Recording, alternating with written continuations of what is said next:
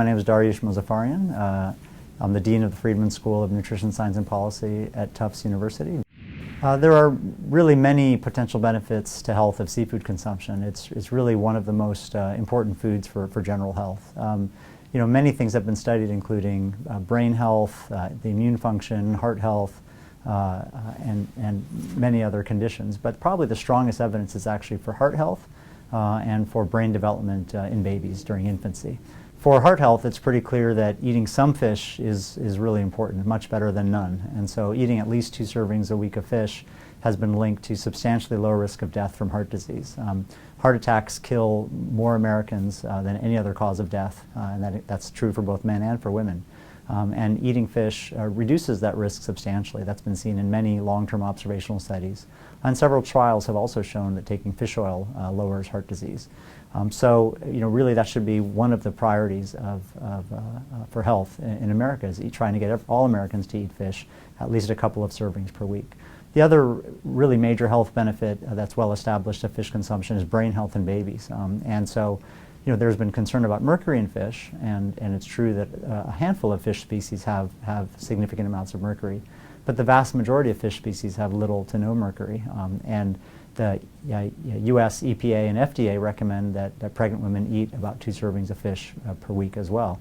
And really there are many healthy options for women who are pregnant to choose from. The reason that's so important is that DHA, one of the omega-3 fatty acids in fish, is required for healthy brain development, for optimal brain development. And so both observational studies and really carefully done intervention studies show that women that have more omega-3s from seafood, their babies' brains develop more optimally. And so that's really another key benefit. And so dying from heart disease, the #1 cause of death, and optimal brain development in babies are 2 of the best established benefits of fish consumption.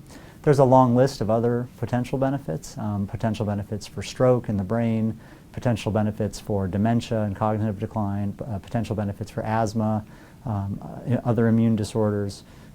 Those things are not yet well established. I don't think we can yet say for sure that fish consumption has those benefits. Put all together, really, this is one of nature's best foods for health.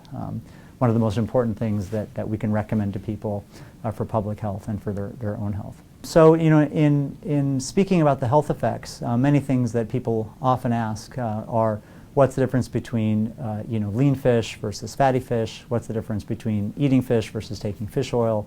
What's the difference between seafood omega-3s versus plant omega-3s? And what's the difference between farmed versus wild-caught fish? Those are all questions that people ask.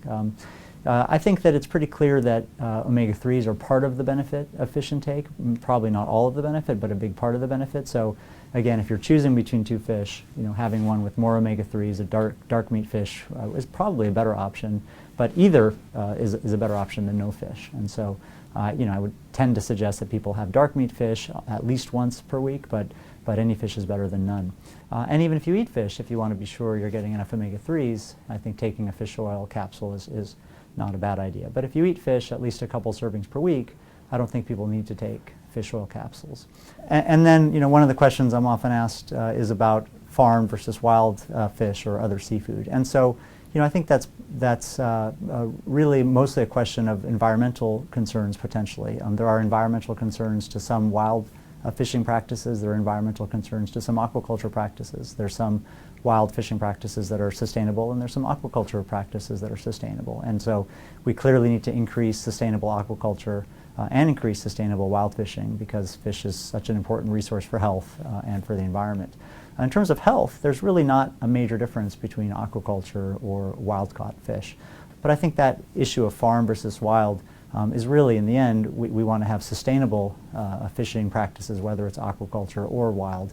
And for health, there probably isn't a major difference. So, if we want Americans to consume at least 2 servings of fish per week, how are we doing? Pretty poorly compared to that goal, compared to that metric. Very roughly, about 1/3 of Americans eat no fish at all. About 1/3 have considerably less than 2 servings per week, and maybe 1/3 are getting close to 1 or 2 servings per week or more. So at least 2/3 of the population is not consuming enough fish. And so that's really an important health goal. So I think one of the unfortunate things that's happened in the last decade is that concern over mercury in fish has sort of led to widespread confusion and in fact, fear about fish consumption. And I think that's an unintended consequence of what the government was trying to do with the mercury advisory. A mercury advisory came out in 2004 from the U.S. government, which was really intended for just pregnant women or women who are trying to become pregnant, to really get them to eat fish, but to limit just a few species that have higher mercury. And that's really to protect the health of the baby's brain. And that very focused advisory sort of led to widespread confusion about fish and contaminants, and led people to think that mercury is in all fish or that mercury is harmful for adults, which in the doses that it's found in commercial fish, there's really no evidence that it has any effect, and led to a lot of confusion. And so, you know, the U.S. government has said that we want Americans to consume fish, and really it's just pregnant women or women who may become pregnant or are nursing to avoid a handful of fish species. So, you know, I think mercury for the average consumer who isn't trying to become pregnant or planning to become pregnant, mercury is really not a major issue from commercial fish species.